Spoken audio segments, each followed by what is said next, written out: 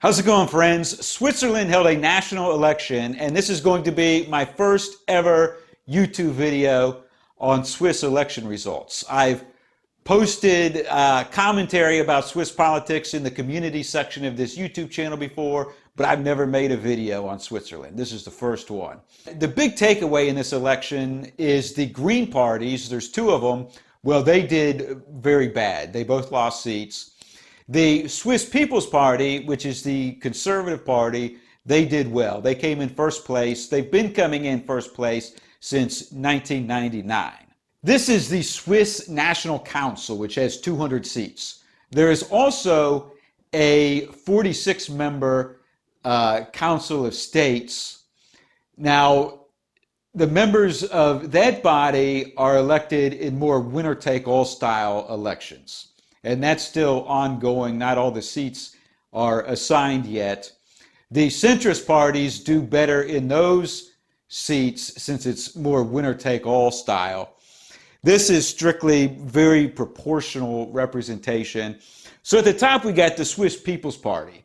And this party was started in the 70s. And I believe it was more or less an agrarian farmers party in the beginning. In the 90s, there was different factions, and it came to be a conservative party that was opposing immigration, and they went way up in the polls and came in first place in 1999, and they've been coming in first place ever since. And so they got almost 29%. This was up from about 25 or 26% in 2019. They gained 9 seats. Now, you may not know this. A lot of Americans think of Switzerland as a German-speaking country. There's actually 4 major linguistic groups: German, Italian, French, Romansh. Now, the Swiss People's Party does best in the German-speaking areas. Now, there's 2 regional right-wing parties. One of them is Italian, one of them is French. They each got 0.5%. But since it was 0.5% of the total, but in one small area, they won seats. And so combined, they got 3 seats. The Italian party Lega also ran candidates in this election and got 0.5%, but they didn't win any seats. Now, there's 2 evangelical parties. There's the Evangelical People's Party, which is more or less a center-right party.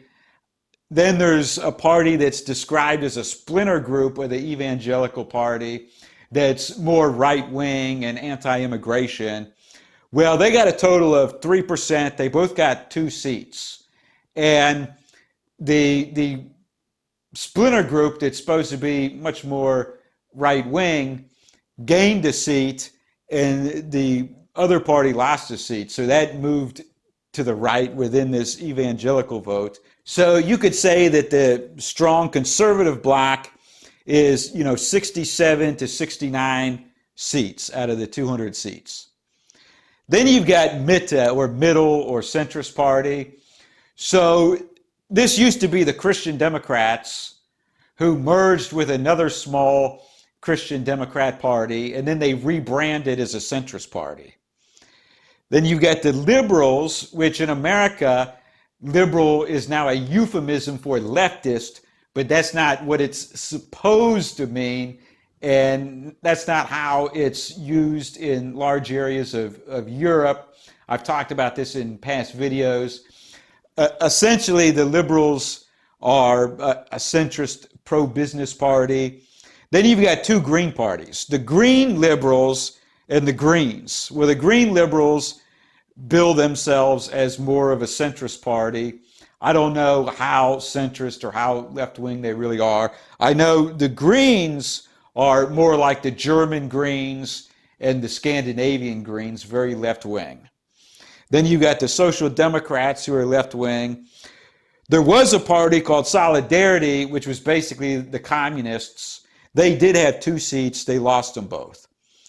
So depending on how you want to place the Green Libs, if you want to put them on the left, then the left lost 11 seats. If you want to put them in the middle, then both the middle and the left lost seats and the right gained seats.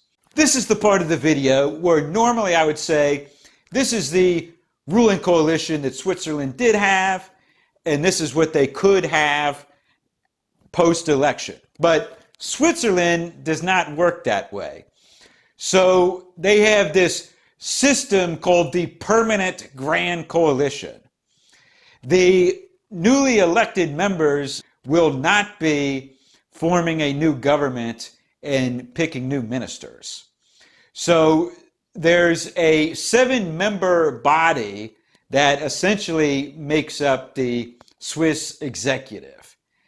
And they are picked by the National Council and the Council of States.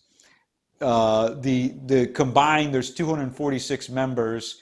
They vote on these people. It's a very complicated process.